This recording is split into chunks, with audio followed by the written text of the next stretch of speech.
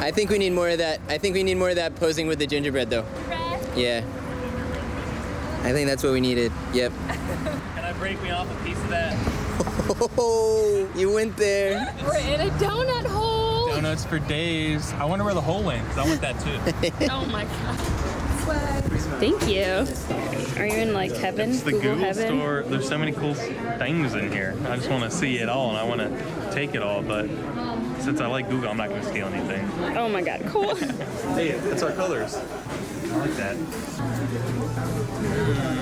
YouTube stuff. Hey, we're on YouTube. Yeah. That's pretty cool, like you and me. We're on YouTube.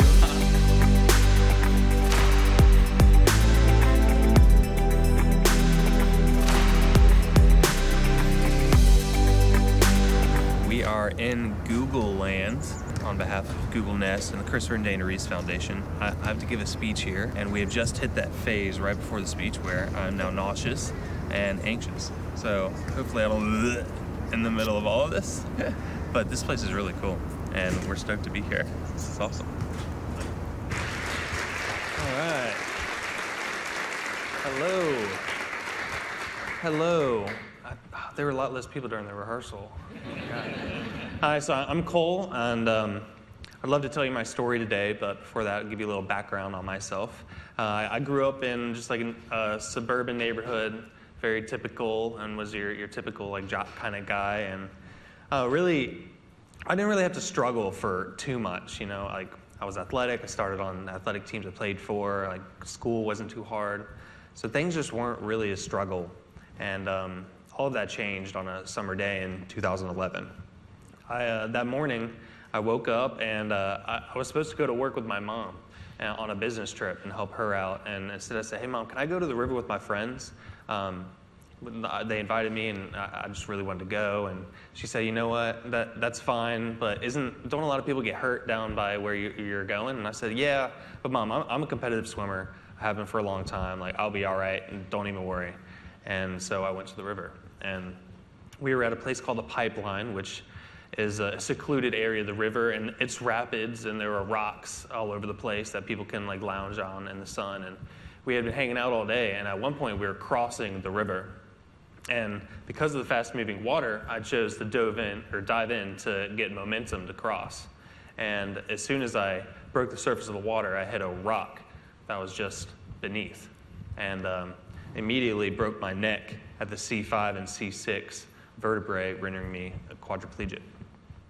So I'm in the water, and that impact reminded me of when I played football and I was a linebacker, and I would just hit somebody straight on, head to head, and I get that flash of white and that shocked moment for a feeling. But when I came to my senses, I remembered that there were rapids 20 yards downstream, and if I didn't get across the river, I would be swept away. And so I started stroking my arms and kicking as hard as I could to get across the river, and none of my limbs were moving. And I opened my eyes in the murky water, which I normally don't do because you don't know what's in that water. And all I could see was there was a cloud of red blood just sort of emerging from my head around me, and I could see my arms just being jostled by the rapids lifelessly. And I sort of panicked. I was like, oh, this is not good. But I held on to my breath as long as I could, and my friend pulled me up out of the water, got a deep breath, and then put me back under. I held it, and then he pulled me up again, turned me over so my back was on his chest, and he put his arms underneath my armpits and towed me to the side of the river just yards away from the next set of rapids. And I remember laying on the rocks, and when I became paralyzed, all of my lower body became numb from about here down. So everything above that all of a sudden was amplified. And I was laying on the rocks, and it just felt like someone was driving daggers into my shoulders. And I lay there for about 45 minutes before the paramedics came. And they started asking me questions. Do you feel this? No. Do you feel this? No. I was like, oh, this is not good. And they put me under, and they rafted me across the river to an outlet where they were able to get me to the hospital. And so I woke up. I fell asleep on the riverside, and then I woke up in the hospital to very bright lights, kind of like these, and the drip, drip of the blood hitting the ground from my head, and the beeping of all those hospital machines, and I couldn't move anything. So I couldn't lift my arms. I could hardly speak. And I was like, wow. I felt like I had hit rock bottom. And I had gotten to a place where I even called my brother over, and I couldn't speak really. So I was using a spelling board, but I spelled out to him K-I-L-L-M-E. And I only got like halfway through before he said, no, I'm not doing that, and walked away in a typical brother fashion. But I was in a really dark place for a number of days before finally, in my head, I realized I had to flip that switch where I went from despair to let's get ready to work and get beyond this and try to give a sense of normalcy back to my life, or try to attain that again. And I flipped that switch and I went down to Atlanta Center, or the Shepherd Center in Atlanta, Georgia, and I rehabbed for 122 days. And I learned again how to put my shirt on, brush my hair, brush my teeth, feed myself, just pick up a cup and, to eat the ice, because I love to eat ice. Like, that was a huge achievement the first time I did that again. And so it was rigorous rehab for 122 days before I came home. Now, 8 years later, I can say that I'm very happy with how my life has grown. I graduated high school on time with my class. I graduated from college in 4 years. I found a beautiful woman who I just proposed to, and she's my fiance.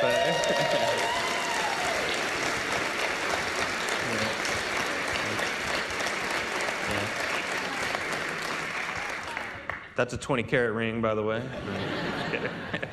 Her name's Charisma. I started a nonprofit with my mom called Roll with Cole.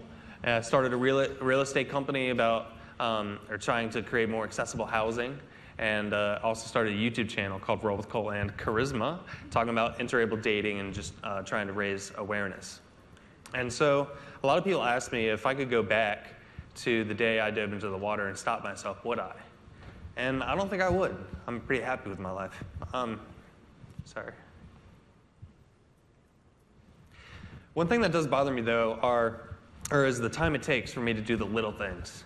I get really frustrated sometimes when, I just want to change the temperature in my house, and I'm in the middle of my work, and I have to unlock my chair, turn my wheels on, roll over to turn the temperature off, come back, and get situated again. It's really disruptive. Also for my caregivers, too.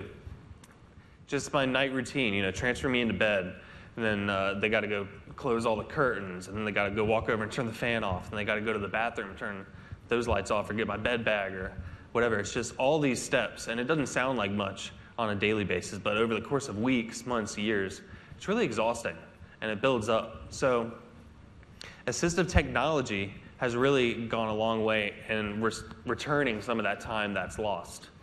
Quadriplegia is a huge time sucker, so anything that we can get back is fantastic. So progress in technology has us really, really excited.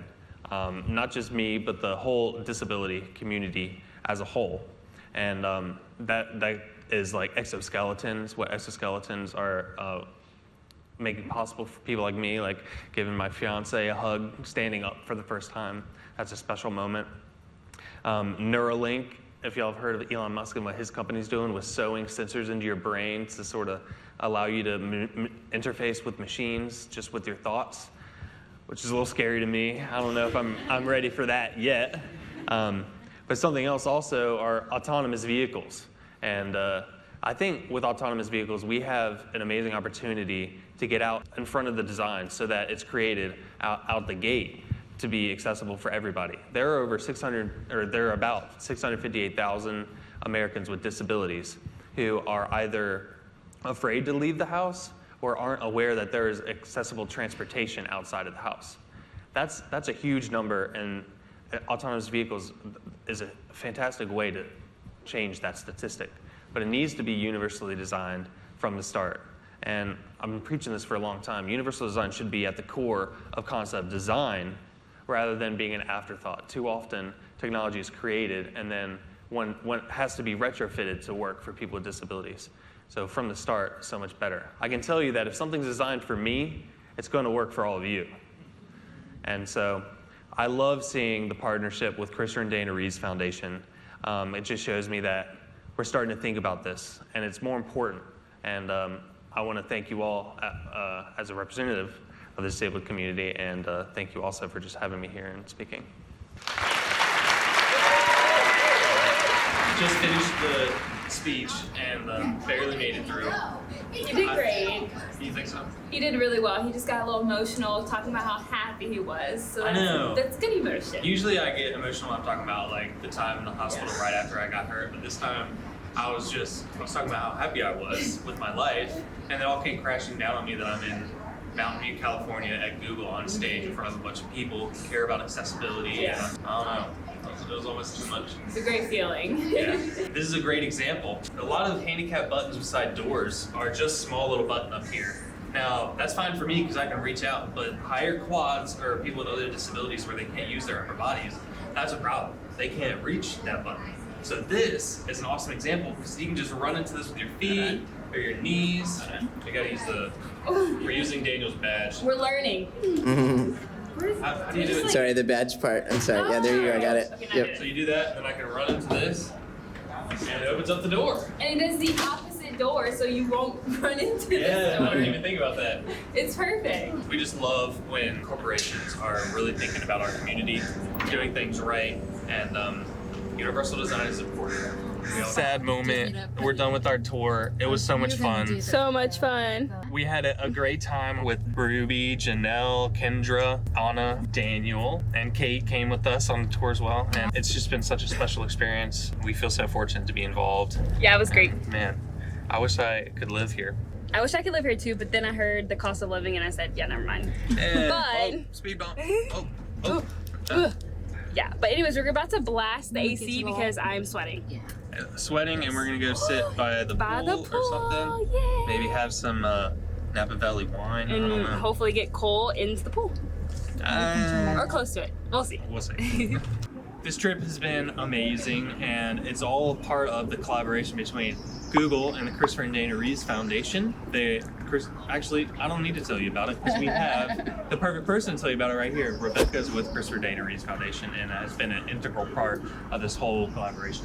So can you tell us a little bit more about it? Absolutely. So we have been incredibly fortunate to work with Google Nest on this collaboration to improve independence for individuals living with paralysis, as well as provide support to caregivers by giving the largest contribution ever of technology with 100,000 Google Home Minis to members of the paralysis community. We are beyond grateful to have this incredible partnership with Google because it not only is it an opportunity for our community members to take advantage of technology that will vastly improve their freedom and control at home, but it also sends a message that companies are starting to realize that they have to build with accessibility in mind. That universal design is not the way of the future, it's the present. Yeah. And I truly think that this is going to shift an industry to be much more mindful and much more inclusive and integrate the needs, the most pressing needs of the paralysis community from the get-go. So this is the start. And what a great place to start by giving people more helpful homes. Yeah, and I could tell that message was really well received meeting with all the Google people and hanging out with them all day. It seems like they really care. Thank you for helping make all this happen. Oh my goodness, thank you for participating. Can you do a little call to action? Yes, please go to googlenest.reevefoundation.org, and if you are an individual living with paralysis or mobility challenge or a physical disability or a caregiver, someone providing care, you are eligible for a free Google Home Mini, and you should absolutely take advantage of it, because with this device you are able to control things like just turning on your music with your voice, finding out the weather, and if you want to use partner devices, you can control your home from adjusting the temperature to turning on the lights. So it really is a game changer, and again, it's the start of an entire industry taking note and realizing that accessibility and disability, it has to be more than just a box checked on an agenda. It has to be fused to the mission of these corporations. So very exciting. Perfect. Very exciting. Thank you again. Thank you. Thank you.